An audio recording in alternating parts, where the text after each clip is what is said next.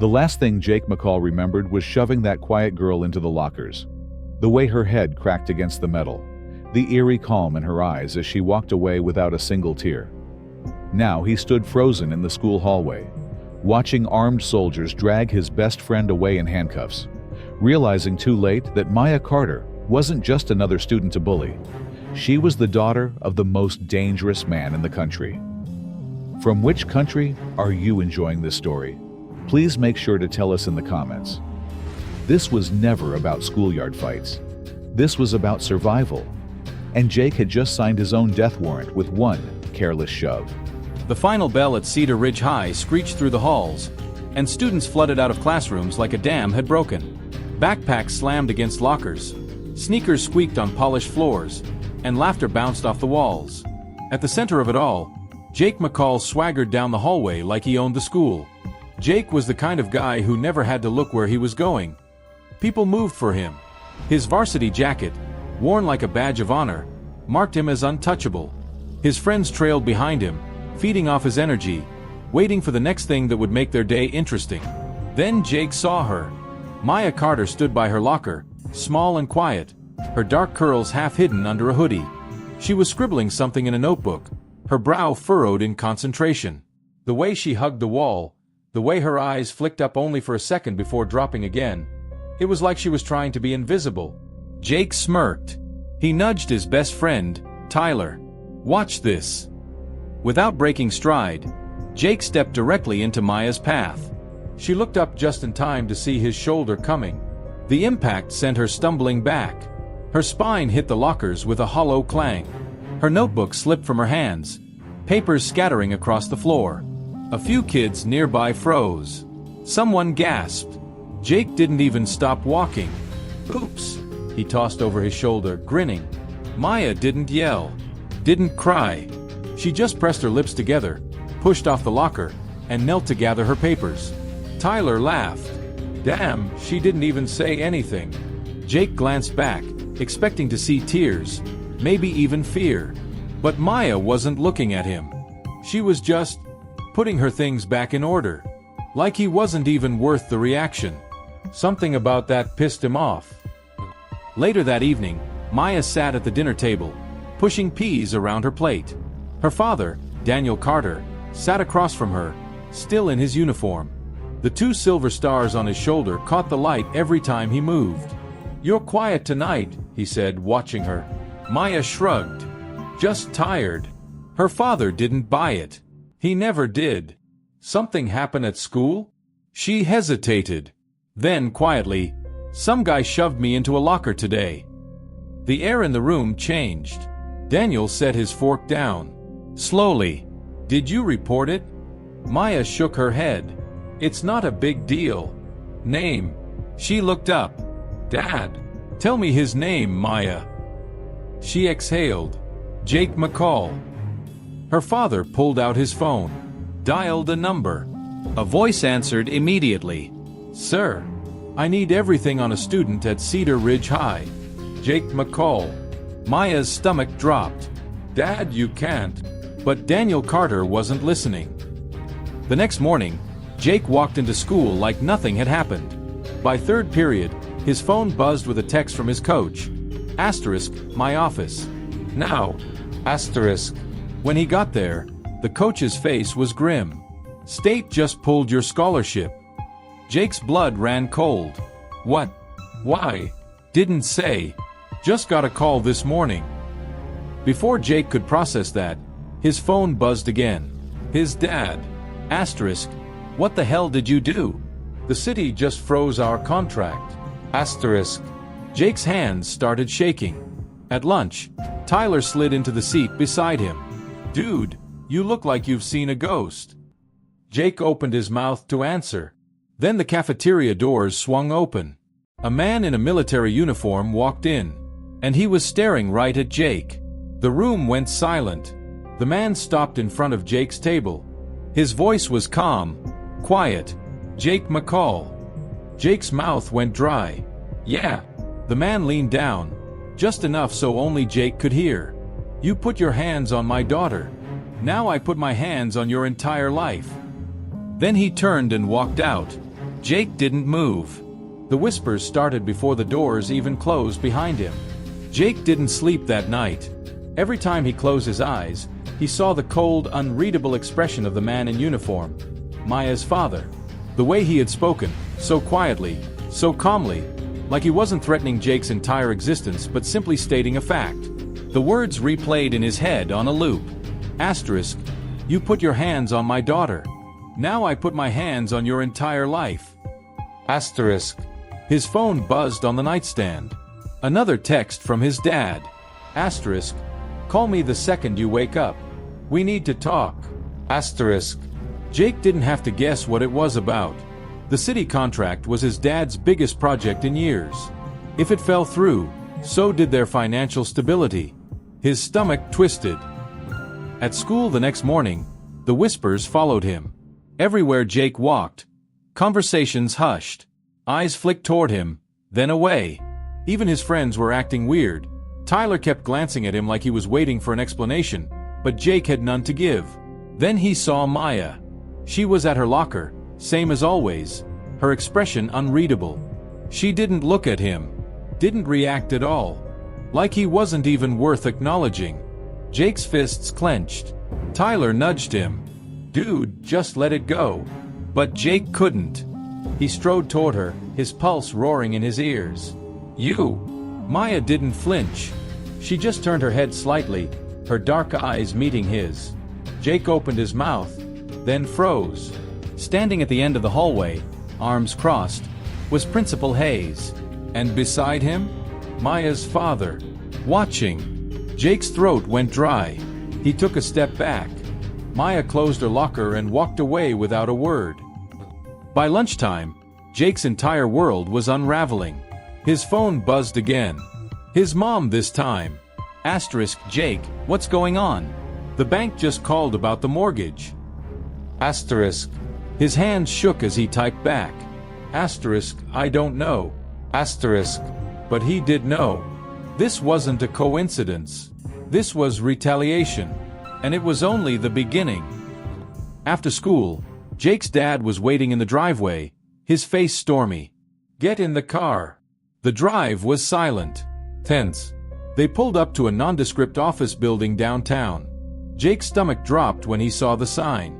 Carter and Associates. Maya's last name. His dad turned off the engine.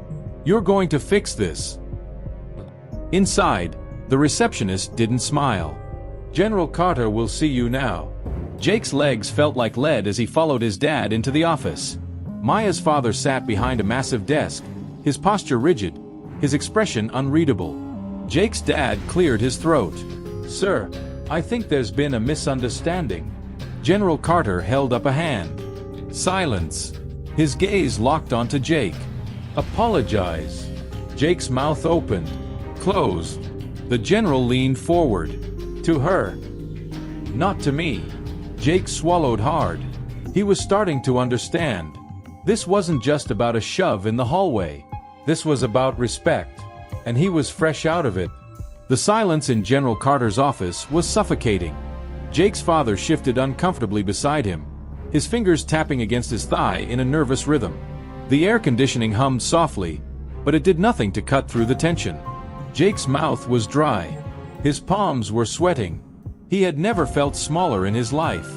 General Carter didn't blink. He just waited. Jake swallowed hard. His father elbowed him sharply. Jake clenched his fists. I'm sorry. The words tasted bitter. Hollow. General Carter's expression didn't change. Not to me. Jake's jaw tightened.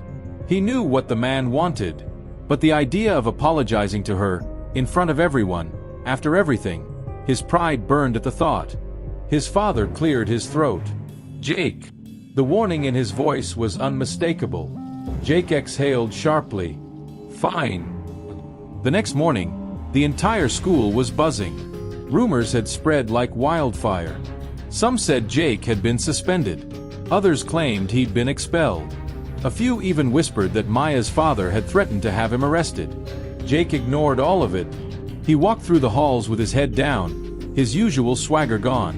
His friends tried to talk to him, but he brushed them off. He had one goal: find Maya. She wasn't at her locker. She wasn't in the cafeteria. Finally, he spotted her outside, sitting alone under a tree, a book in her lap. Jake's stomach twisted. He forced himself to walk toward her. Maya didn't look up as he approached. Jake stopped a few feet away. "Hey!" She turned a page. Jake gritted his teeth. "Look, guy. Save it." Maya's voice was calm. Flat. "You're only here because your dad made you come." Jake flinched. She was right. But admitting that out loud? Impossible. He crossed his arms. "You think you're so much better than everyone, don't you?" Maya finally looked up. Her dark eyes were unreadable. "No. I just don't care about you." The words hit harder than any punch. Jake's face burned. "You're gonna regret this." Maya smiled faintly. "No, Jake. You are." Then she went back to her book. Dismissed. Like he was nothing. Jake turned on his heel and stormed off, his chest tight with fury. By the end of the week, Jake's life was in freefall. His dad's contract was officially canceled. The bank called again about the mortgage. And then the final blow. His scholarship was permanently revoked. No college. No future. All because of her. Jake sat on his bed, staring at his phone, his mind racing. There had to be a way out of this. There had to be. His phone buzzed. A text from an unknown number. Asterisk. Meet me at the diner. 8 p.m. Come alone. Asterisk. Jake frowned. Who the hell was this? Then another text came through. Asterisk. I can help you. Asterisk. Jake's pulse quickened. Maybe his luck was finally turning. The diner was nearly empty when Jake arrived. He slid into a booth near the back, his eyes scanning the room. Then the bell above the door chimed. Jake looked up and froze. It was Tyler. But not the Tyler he knew. This Tyler was smirking, his hands in his pockets, his posture relaxed. Like he'd been waiting for this moment. Jake's stomach dropped. What the hell is this? Tyler sat across from him. I told you. I can help. Jake leaned forward. How? Tyler's grin widened. By showing you who Maya really is. He slid a folder across the table. Jake opened it, and his blood ran cold. Inside were photos, documents, secrets. Jake's hands shook as he flipped through them. This changed everything. The diner's fluorescent lights buzzed overhead as Jake stared at the contents of the folder. His fingers trembled slightly as he flipped through the documents, each page more shocking than the last. School records, medical reports, surveillance photos. Tyler leaned back in the booth, watching Jake's reaction with a satisfied smirk. Told you she wasn't just some quiet nerd. Jake's throat tightened as he came across a grainy black and white photo of Maya entering a nondescript government building late at night. The date stamp showed it was taken just last week. What the hell is this? Keep reading, Tyler said, tapping the folder. Jake flipped to the next page, a heavily redacted military document with Maya's name listed under Project Subject. His pulse pounded in his ears as he scanned the few visible details. Genetic modifications, neural enhancements, something called Lazarus Protocol. You're telling me Maya Carter is some kind of... Jake struggled to find the words. Experiment. Tyler finished for him. More like next generation super soldier. Her dad's been using her as a test subject since she was 12. The burger Jake had eaten earlier churned in his stomach. He remembered the way Maya had taken that shove into the lockers without reacting. The unnatural calm in her eyes. Tyler leaned forward, lowering his voice. Think about it, man. Why do you think the general went nuclear over one little push? He's protecting his investment. Jake's mind raced. This explained everything. Maya's eerie composure, her father's extreme reaction, the way the entire system seemed to bend to their will. So what do we do? Jake asked, his voice barely above a whisper. Tyler's grin turned sharp. We expose them. The military can't just create human weapons and pretend they're normal students. There are laws against this shit.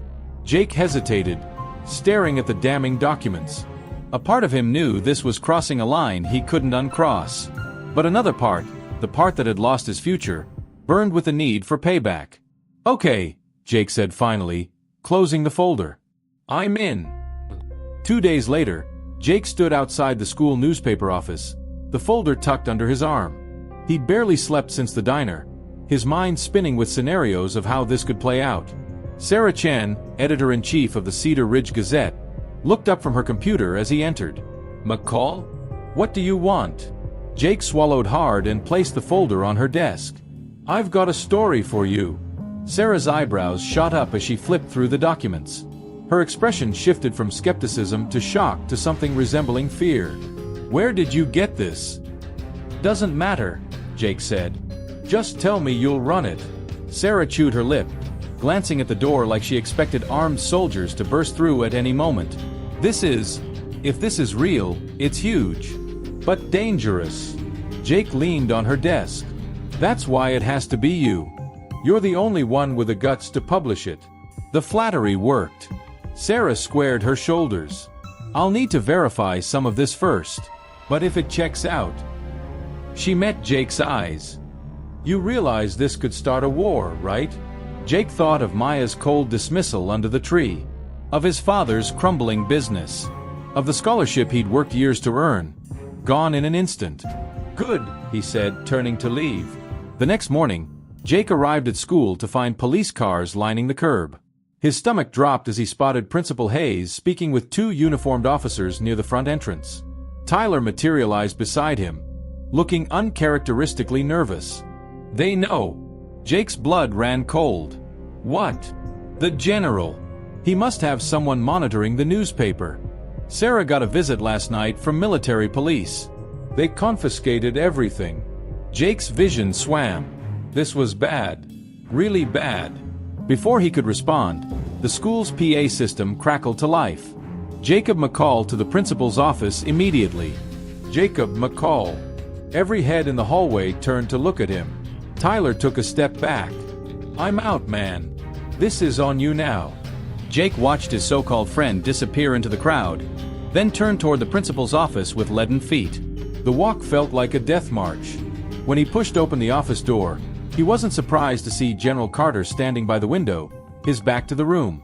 Principal Hayes looked up from his desk, his face grim. "Close the door, Jake." Jake obeyed, his pulse roaring in his ears. The general turned slowly. His expression wasn't angry. It was disappointed. And somehow that was worse.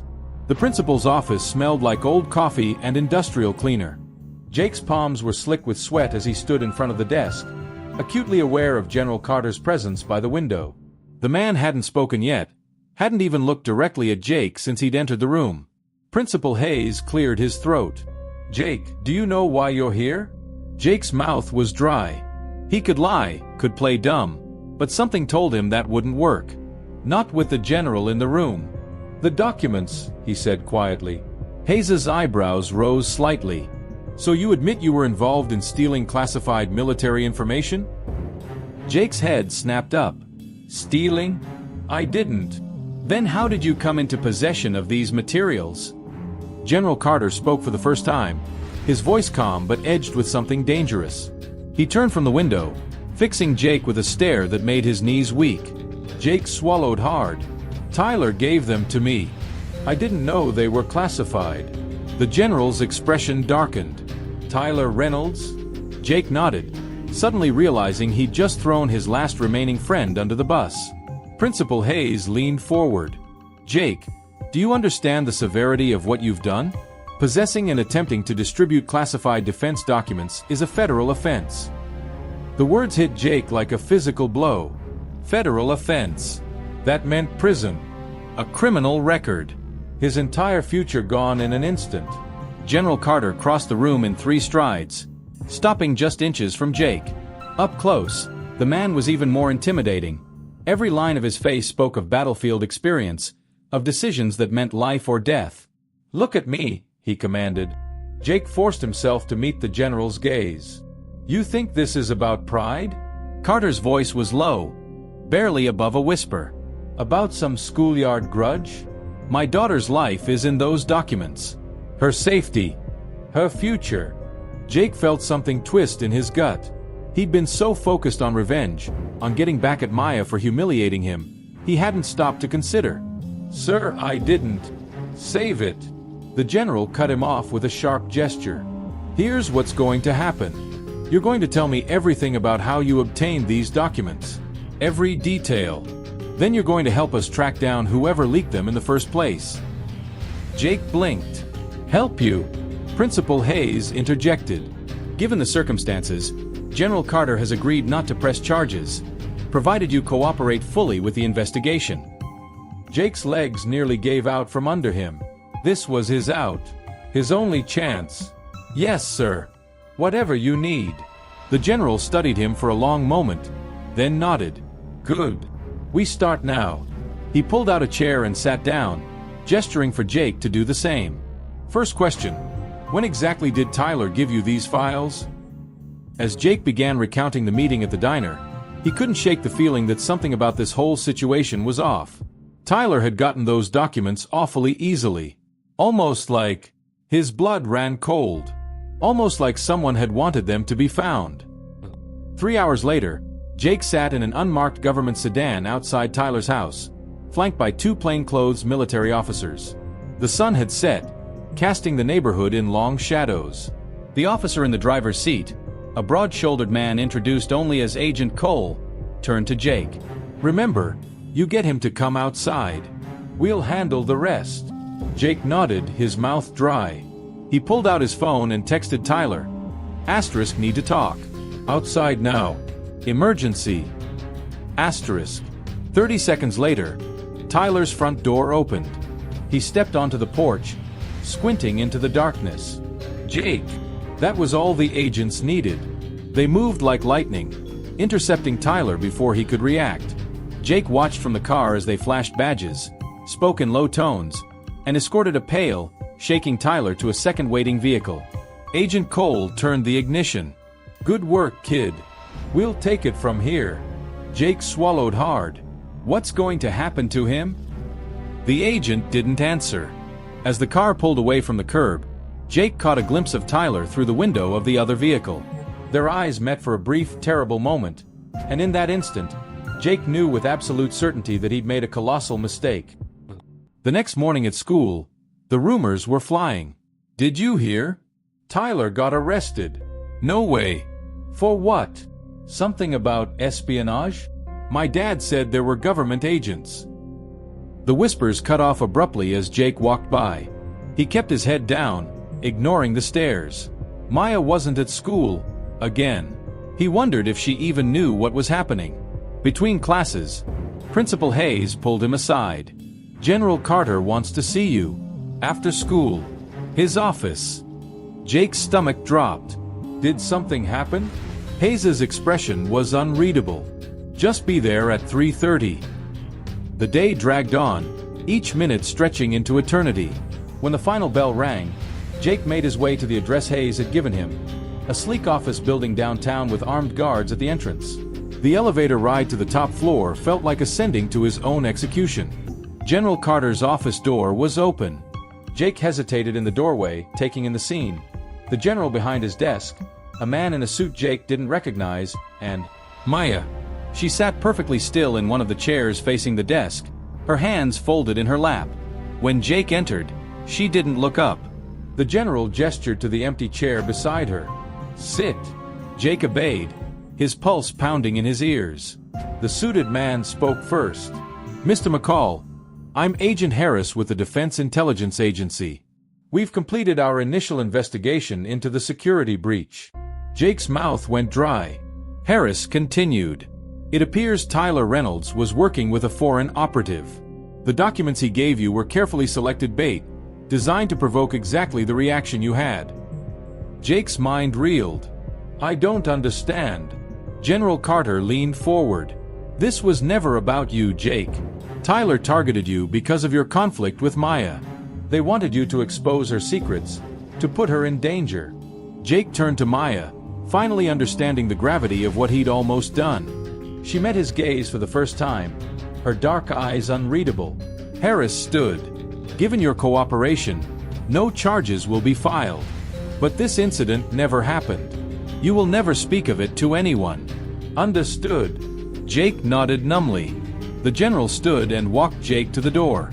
As he opened it, he paused. One more thing. His voice was quiet, meant only for Jake.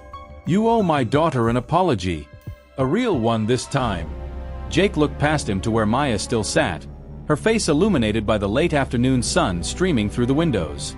For the first time, he saw her not as the quiet girl he bullied, but as someone carrying burdens he couldn't even imagine. I know, he said softly, and for the first time he meant it. The fluorescent lights of the hospital hallway buzzed softly as Jake shifted uncomfortably in the plastic chair. He'd been sitting outside Tyler's room for 20 minutes, rehearsing what he would say. The antiseptic smell of the place made his stomach turn. A nurse pushed past with a cart of medications, giving Jake a curious look. He knew how he must appear, a high school kid in a wrinkled t-shirt, dark circles under his eyes, hands fidgeting in his lap. The door to Tyler's room opened, and a doctor stepped out, clipboard in hand. You can go in now, she said, but keep it brief. He needs rest. Jake stood, his legs stiff from sitting too long. How is he? The doctor's expression was carefully neutral. Physically, he'll recover. The psychological evaluation will take longer. She walked away before Jake could ask what that meant. Taking a deep breath, Jake pushed the door open. The room was dim, the blinds half closed against the afternoon sun. Tyler lay propped up in bed, his face pale against the white sheets. His wrists were wrapped in thick bandages. Jake froze in the doorway. Tyler turned his head slowly. His eyes, usually so full of mischief, were hollow. Come to gloat. His voice was rough, like he'd been screaming. Jake shut the door behind him. I didn't know they'd. He gestured helplessly at Tyler's wrists. A bitter laugh escaped Tyler's lips. What did you think would happen? You handed me to them on a silver platter. Jake pulled a chair closer to the bed, the legs scraping loudly against the floor. They told me you were working with some foreign agent, that you set me up. Tyler's fingers plucked at the edge of his blanket. Yeah, that's one version of the story. What's the real version? For a long moment, Tyler was silent. Then, my dad worked on Project Lazarus too. Not as high up as General Carter, but enough to know things. When he started asking too many questions, Tyler tapped his bandaged wrists. They made it look like a suicide. Jake's blood ran cold. Your dad is dead? Officially? Yeah, actually. Tyler leaned forward, his voice dropping to a whisper. They took him. Same as they'll take me once I'm better.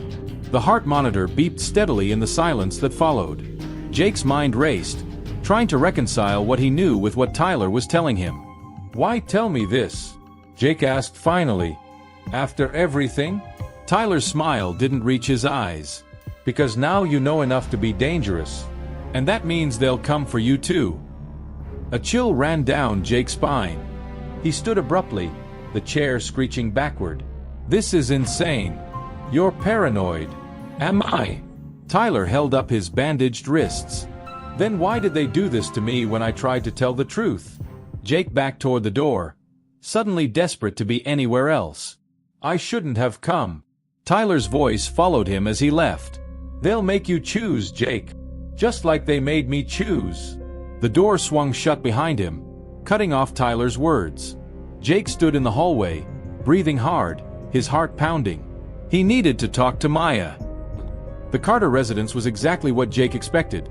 A large colonial house set back from the street, perfectly manicured lawn, American flag fluttering by the door. The kind of house that screamed military.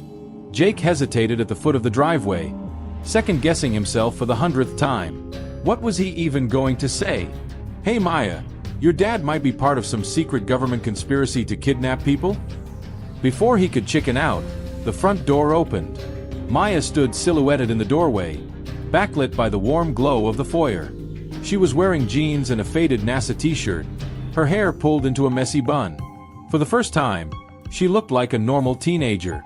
You going to stand there all night? She called.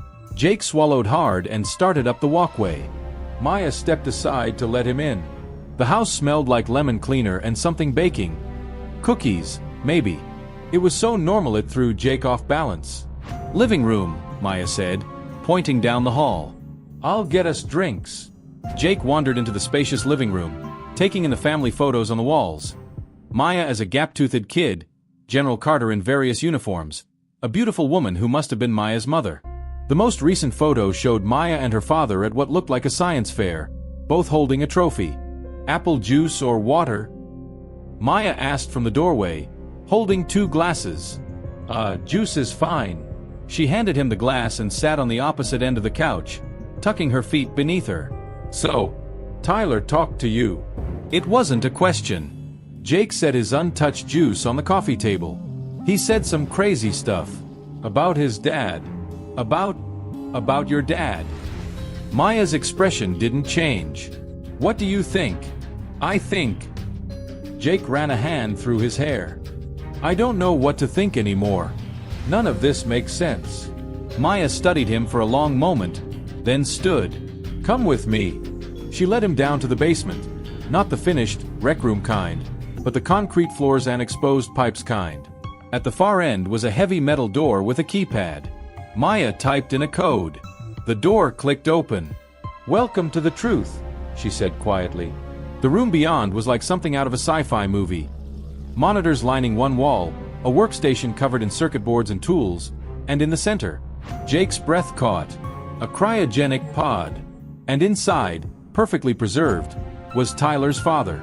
The cryopod hummed softly, its glass surface fogged with condensation. Jake pressed his palm against the cold exterior, staring at the face of Tyler's father suspended in frozen sleep. The man looked peaceful, like he might open his eyes at any moment. Maya stood beside a bank of monitors, her fingers flying across a keyboard. His name is Dr. Samuel Reynolds, lead neurologist on Project Lazarus before he disagreed with their methods. Jake's voice came out hoarse. They froze him. Preserved, Maya corrected. His neural patterns, memories, everything. The project wasn't about bringing back the dead, it was about preserving the living. Indefinitely. One of the monitors flickered to life, displaying brain scans and lines of code Jake couldn't begin to understand. Maya tapped the screen. My father believed they could save soldiers' minds even if their bodies were destroyed. Upload them into new hosts. Jake recoiled. That's insane. Maya's smile was bitter. And yet here we are. She crossed to a filing cabinet, pulling out a thick folder stamped with a black L inside a circle. Tyler wasn't lying about everything. His father did discover something dangerous. Just not what he told you. Jake took the folder with trembling hands. Inside were photographs of military officers, scientists, even a few politicians, each with a red X over their faces. At the bottom of the stack was a memo with 2 words circled in pen. Asterisk, ethical concerns. Asterisk. Maya's voice dropped to a whisper. They weren't just preserving volunteers, Jake.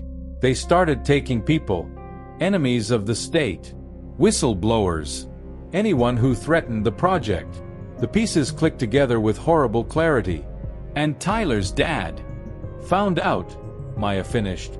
She moved to the cryopod, resting her hand beside Jake's.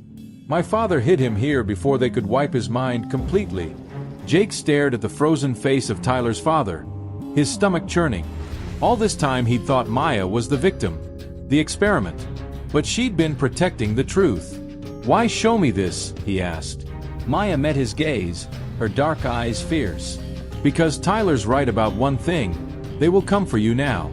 And when they do, you deserve to know why. A loud bang from upstairs made them both jump. Maya's head snapped toward the sound. That's the front door. Another bang. Harder this time. The distinct sound of wood splintering. They're here, Maya breathed. The basement lights flickered as heavy footsteps pounded across the floor above them. A voice shouted, authoritative, military. Jacob McCall and Maya Carter. This is Colonel Voss with DHS Special Operations. Come upstairs with your hands visible.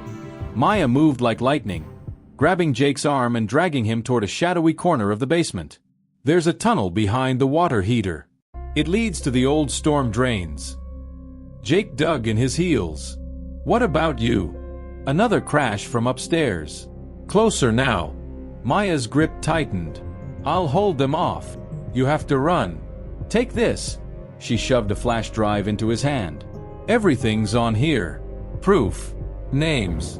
Find my aunt in Portland. She'll know what to do. Jake stared at the tiny drive, his pulse roaring in his ears. This wasn't how things were supposed to go. He was just some dumb kid who'd pushed a girl into a locker. None of this made sense. Boots pounded down the basement stairs. Maya gave Jake one last, desperate shove toward the hidden tunnel. Go! As Jake scrambled into the dark passage, he turned for one final look. Maya stood bathed in the eerie blue light of the cryopod, her arms raised in surrender as black-clad soldiers swarmed the room. Their eyes met across the chaos. Then the tunnel door slammed shut, plunging Jake into darkness.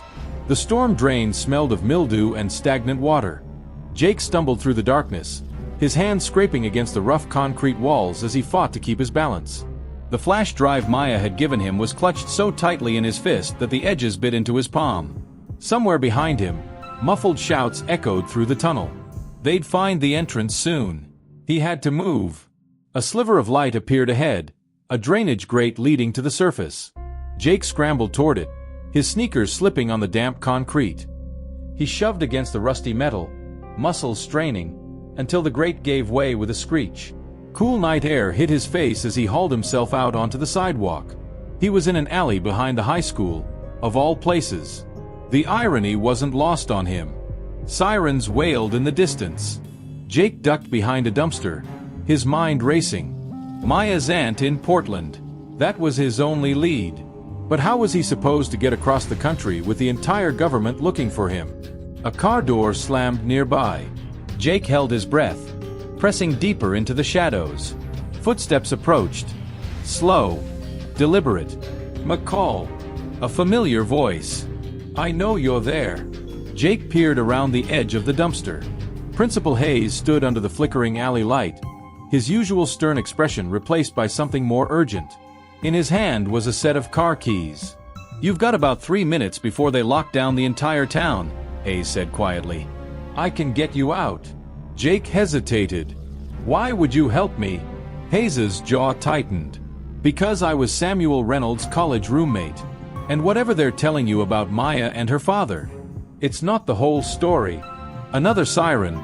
Closer this time. Hayes jangled the keys impatiently. Decision time, kid. Jake stepped out of the shadows. The highway stretched endlessly before them, headlights cutting through the darkness. Hayes drove in silence, his eyes constantly flicking to the rear-view mirror. Jake sat stiffly in the passenger seat, the flash drive now tucked securely in his sock. How far to Portland? 8 hours if we're lucky. Hayes adjusted the rear view again. We won't be lucky. As if on cue, a pair of headlights appeared behind them, approaching fast. Hayes muttered a curse and hit the gas. The sedan lurched forward, tires squealing. Jake gripped the door handle as they took a curve too fast. Who are they? Does it matter? Hayes wrenched the wheel, sending them onto an exit ramp at the last possible second. The pursuing car overshot, brakes screeching. For a moment, Jake thought they'd lost them. Then 2 more sets of headlights appeared ahead, blocking the ramp. Hayes slammed the brakes. The car skidded to a stop just feet from the roadblock. Take this. Hayes shoved a folded map into Jake's hands. There's a train yard 2 miles east. Find Boxcar 1187. It's part of an underground network. They'll get you to Portland. Jake stared at him. What about you? Hayes reached into the glove compartment and pulled out a pistol. The sight of it made Jake's stomach lurch. I'll buy you time. Hayes' voice was calm. Now go.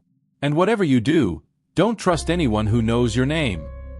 The car doors burst open on both sides. Jake ran. The train yard was a maze of shadows and steel. Jake crouched behind a stack of pallets, watching armed men sweep the area with flashlights. They weren't police. Their movements were too coordinated, their gear too tactical. He unfolded Hayes' map. A single word was scribbled in the margin. Asterisk, Larkspur. Asterisk. A flashlight beam swept dangerously close to his hiding spot. Jake held his breath. The radio on one of the men's belts crackled to life. Subject located at mile marker 47. Possible accomplice in custody. Hayes. They'd caught Hayes. Jake waited until the searchers moved on, then darted between boxcars, counting numbers until he found 1187. The door was slightly ajar. He hesitated, Hayes' warning echoing in his mind. Don't trust anyone who knows your name. A hand reached out from the darkness inside the boxcar and yanked him in. The inside of the boxcar smelled of oil and damp wood. Before Jake could react, a calloused hand clamped over his mouth. Quiet, a woman's voice hissed in his ear. They're still sweeping the yard. Jake froze. The hand slowly released him. As his eyes adjusted to the dim light, he made out the silhouette of a woman in her late 40s, her dark hair streaked with gray. She wore a faded leather jacket and moved with the precision of someone trained to fight. "You're Larkspur," Jake whispered. The woman gave a curt nod. "And you're the kid who kicked the hornet's nest." She peered through a crack in the boxcar door. "Hayes bought you 5 minutes. We need to move." The train lurched suddenly, metal screeching as it began to roll. Larkspur grabbed Jake's arm to steady him. "First rule, no names from here on. They track voice recognition software now." Jake swallowed hard. "How do I know I can trust you?" Larkspur's smile didn't reach her eyes. She reached into her jacket and pulled out a photograph. A younger version of herself standing between Maya's father and a man Jake recognized from the files as Tyler's dad. All three were wearing lab coats. "Samuel and I worked on the neural preservation tech together," she said quietly, "before they weaponized it." The train picked up speed. Somewhere outside, shouts echoed through the rail yard. Larkspur moved to the far wall of the boxcar and pried up a section of flooring, revealing a hidden compartment. "In you go." Jake stared at the cramped space. "Are you serious? Unless you'd prefer a neural wipe." She shoved a water bottle and protein bars into his hands. "Portland in 18 hours. Don't make a sound, don't use your phone, and for God's sake, don't sneeze." The banging on nearby boxcars was getting closer. Jake climbed into the compartment, his heart hammering.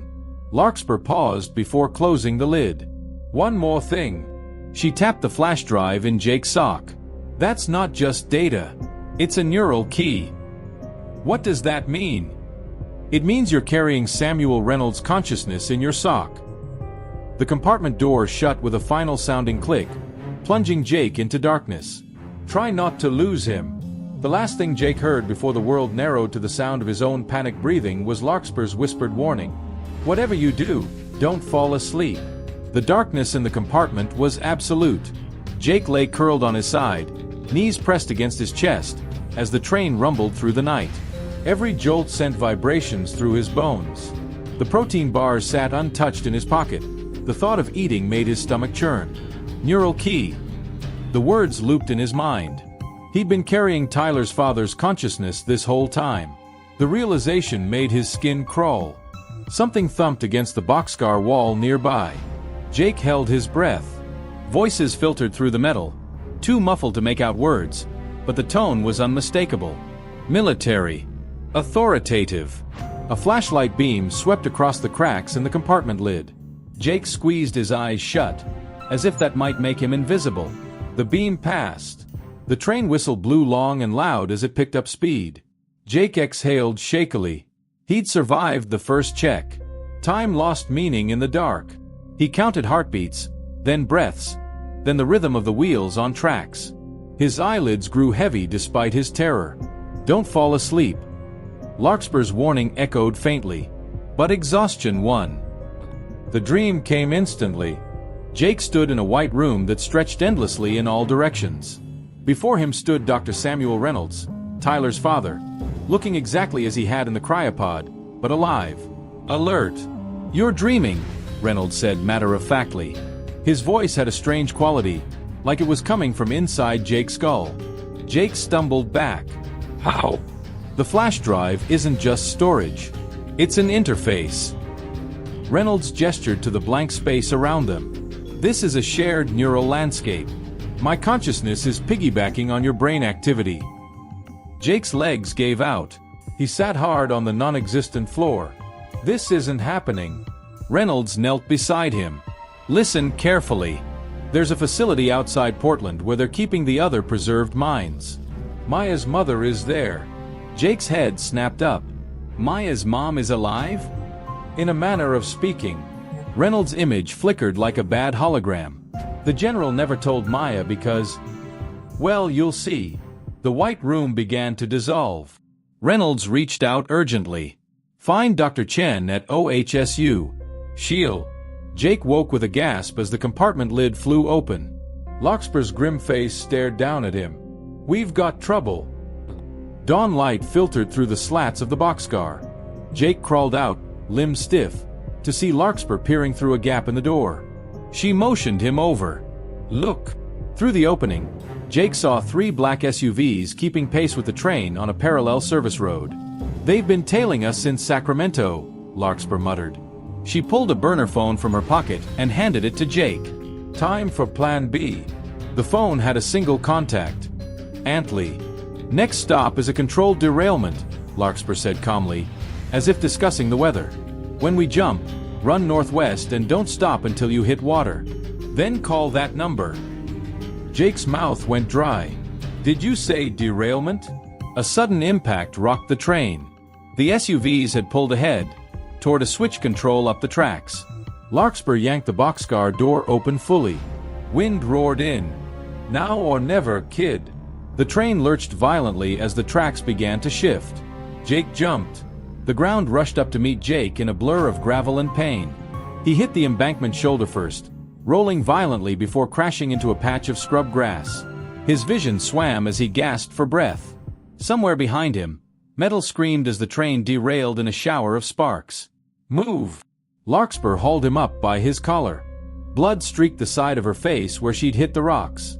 They'll be on us in seconds. Jake stumbled after her, his body protesting every step.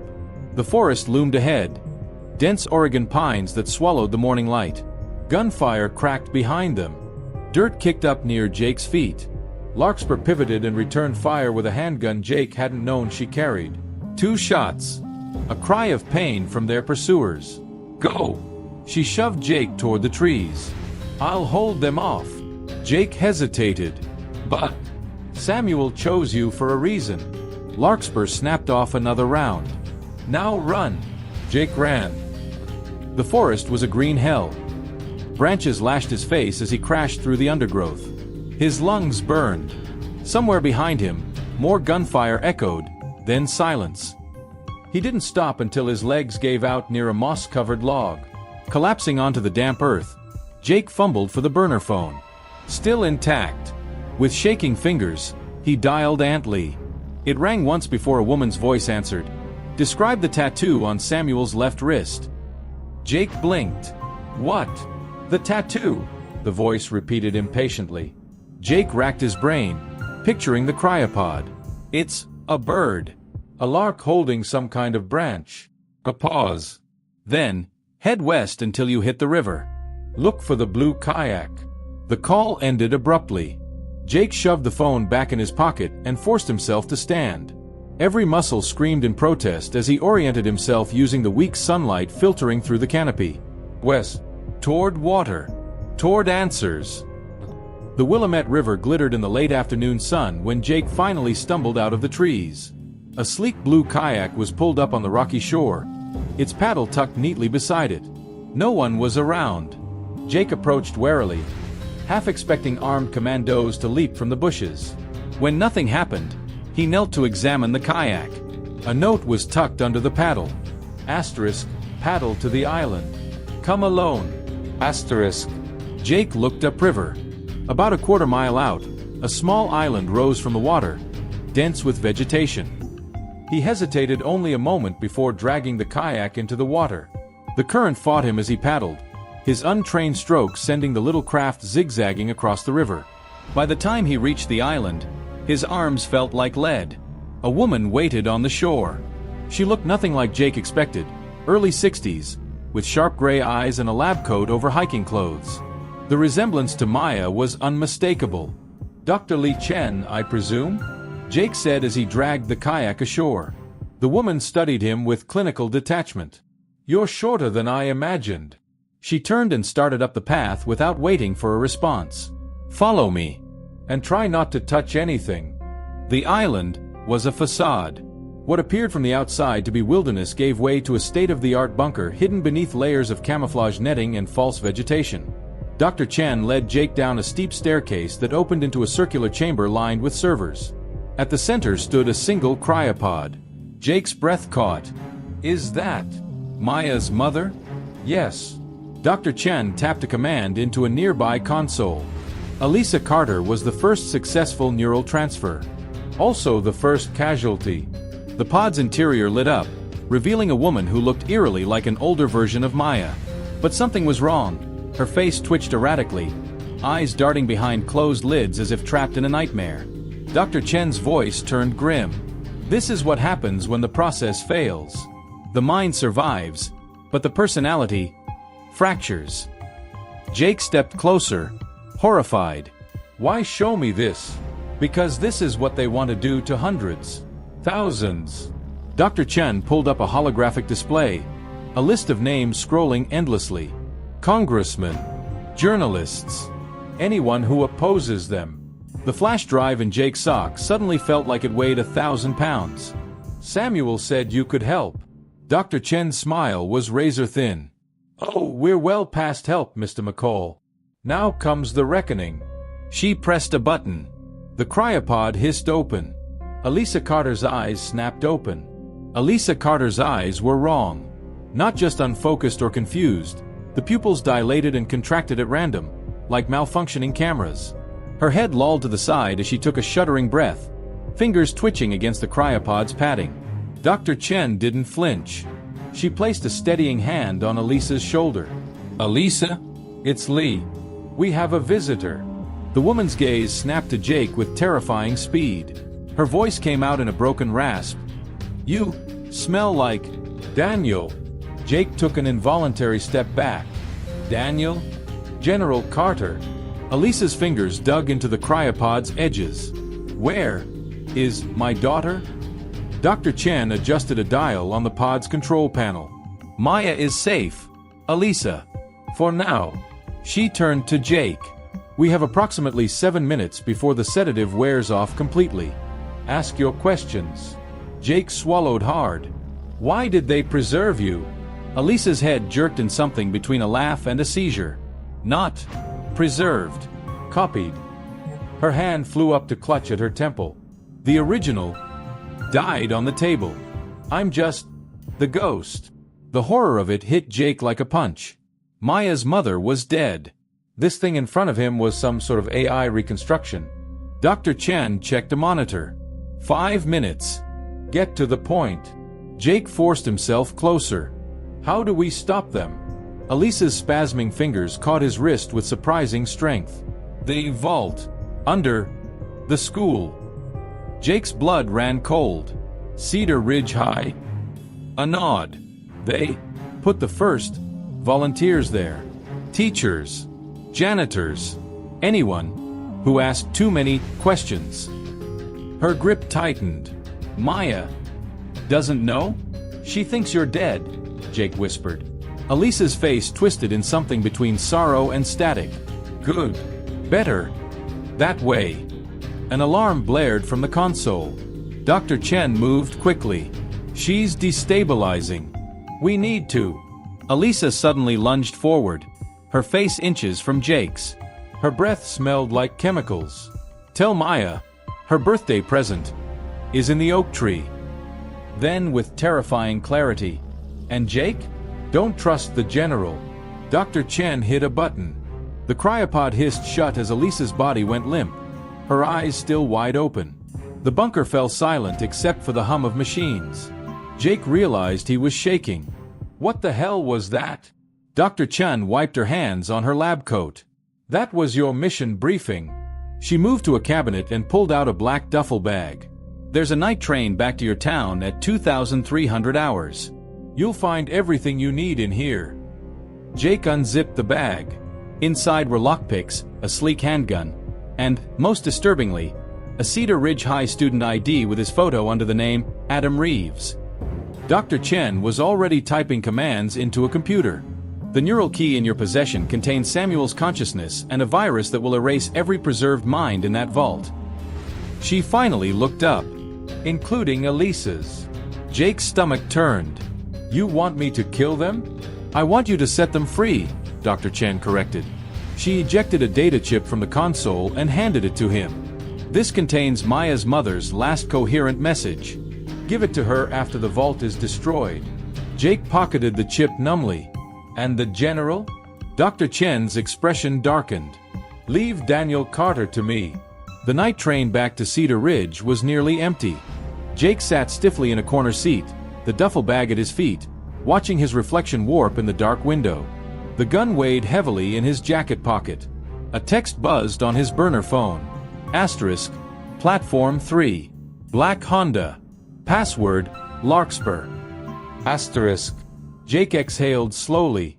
He'd been gone less than 48 hours, but the town he returned to felt like a different world. The station was eerily quiet as he stepped onto the platform, the air thick with the scent of diesel and rain. The black Honda idled at the curb, windows tinted. Jake approached slowly, fingers brushing the gun. The rear window rolled down halfway. A familiar voice. Get in. Jake's blood turned to ice. General Carter sat in the back seat. The car smelled of leather and gun oil. Jake sat ramrod straight, hands visibly on his knees, as the general studied him with unreadable eyes. You look like hell, McCall. Jake's mouth was dry. Been a rough week. The car pulled away from the station. General Carter tapped something into his phone before speaking again. Dr. Chen contacted me. Every muscle in Jake's body tensed. The general continued calmly. She told me what Elisa said to you. About the vault. His jaw tightened. My wife died 3 years ago. That thing in the pod isn't her. Jake risked a glance at the driver. A stone-faced soldier with a coiled earpiece. No help there. Then why keep her preserved? Because sometimes, the general said quietly, even a broken compass points true north. He reached into his coat pocket. Jake's hand flew to his gun. The general paused, then slowly withdrew a small photo. A smiling toddler Maya sitting on a woman's lap under an oak tree. Elisa's last coherent moment was telling me about Maya's birthday present. Buried under that tree. He pocketed the photo. The version in the bunker shouldn't know that. The car turned onto a familiar street. Cedar Ridge High loomed in the distance, its windows dark. Jake's pulse pounded. You're taking me to the vault. The general nodded. To end this. The school at night was a maze of shadows. General Carter led Jake through a side entrance, past motionless security cameras, down staircases Jake never knew existed. The air grew colder with each descending level. At the bottom, a steel door bore a single marking, Lazarus Containment. The general placed his palm on a scanner. This was never about immortality, McCall. It was about control. The door hissed open. They wanted to weaponize consciousness itself. The vault stretched beyond the door, row after row of cryopods, each containing a still figure. Jake recognized faces from school. Mr. Hendricks, the chemistry teacher who'd retired abruptly last year. Janitor Phillips. Even Sarah Chen, the newspaper editor. All here. All preserved. General Carter moved to a central console. Samuel designed a kill switch into the system, but it requires 2 authorizations. He nodded to the scanner. His neural key, and mine. Jake hesitated. Why now? Because Maya found out. The general's voice broke. She's coming here tonight to free them. But if those pods open, the corrupted minds inside will spread like a virus. He held out a hand. The flash drive, McCall. Jake reached into his sock, then froze. Don't trust the general. Elisa's warning echoed in his mind. The console screen flickered. A new message appeared. Asterisk, remote access detected. Initiate purge. Asterisk. General Carter's eyes widened. She's here. Somewhere above them, an alarm began to wail. The alarm pulsed through the vault like a living thing. Red emergency lights bathed the cryopods in a hellish glow. General Carter slammed his palm on the console. Override. Authorization Carter Delta 9. The screen flashed red. Asterisk, override failed. Remote lock engaged. Asterisk. A new sound joined the alarm, the hiss of dozens of cryopods depressurizing at once. Jake backed away as the nearest pod seal broke with a sickening pop. The glass lid lifted, revealing Mr. Hendricks, or what was left of him. The chemistry teacher's eyes snapped open, his pupils blown wide and black. His head turned toward Jake with unnatural smoothness. "Run," the general ordered, drawing his sidearm. They barely made it through the vault door before the first preserved mind staggered free. The general punched the emergency lockdown button. The steel door slid shut just as a pale hand tried to slip through. Something heavy slammed against the metal. Once. Twice. The general grabbed Jake's arm. "Upstairs. Now." They took the steps 2 at a time. Behind them, the vault door groaned under the assault. The school's main hallway was eerily lit by the flashing alarm lights. General Carter moved with practiced precision, checking corners, weapon ready. A voice echoed from the darkness ahead. "Dad!" Maya stepped into the light, her face streaked with tears. In her hands was a tablet glowing with the Lazarus Project logo. The general didn't lower his gun.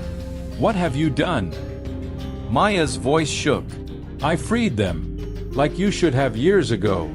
They're not people anymore, Maya." The general took a step forward. "That thing in the bunker isn't your mother." Maya's expression hardened. She tapped the tablet.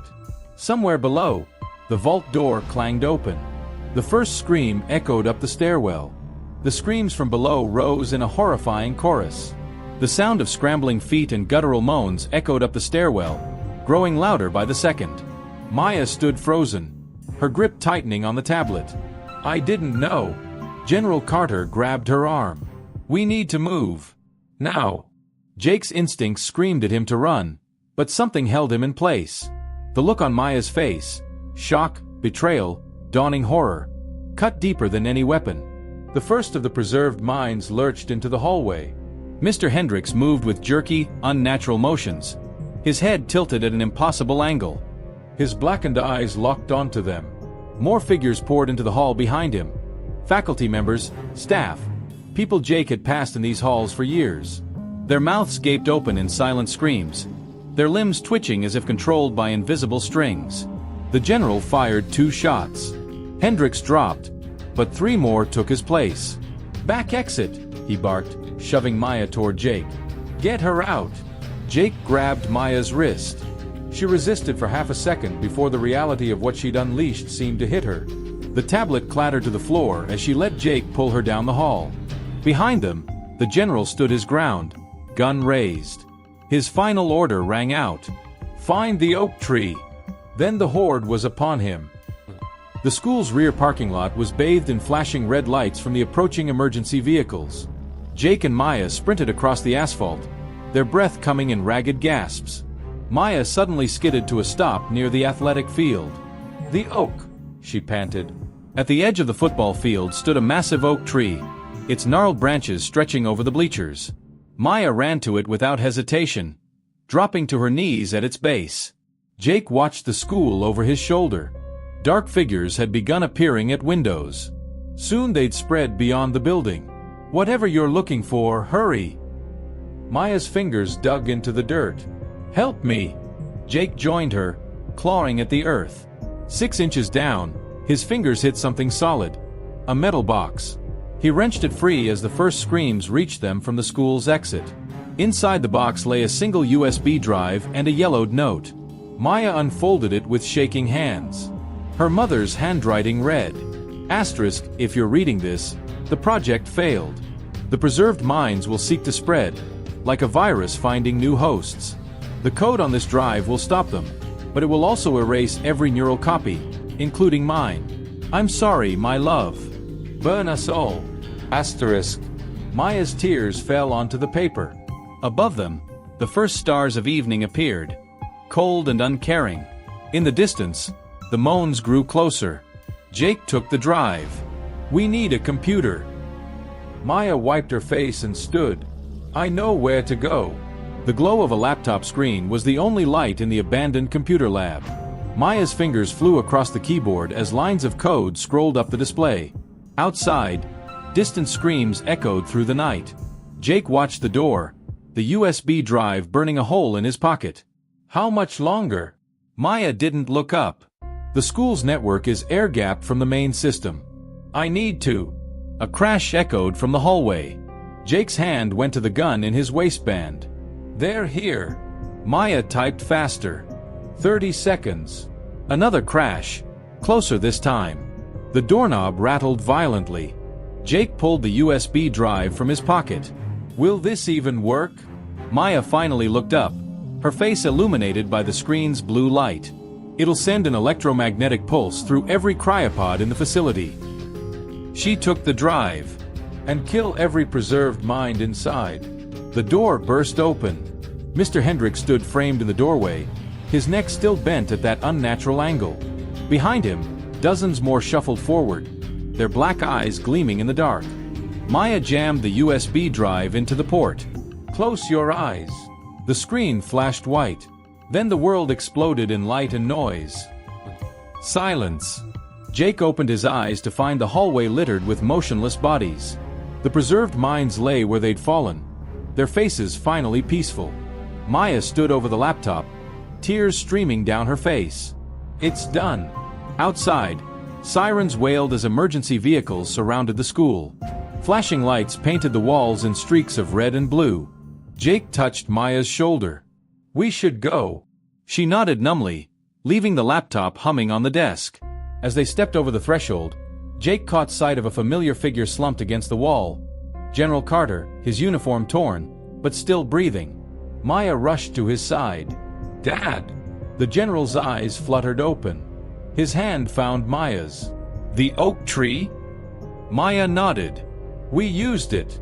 A ghost of a smile touched the general's lips before his eyes closed again. In the distance, paramedics shouted as they stormed the building. Jake pulled Maya to her feet. Come on.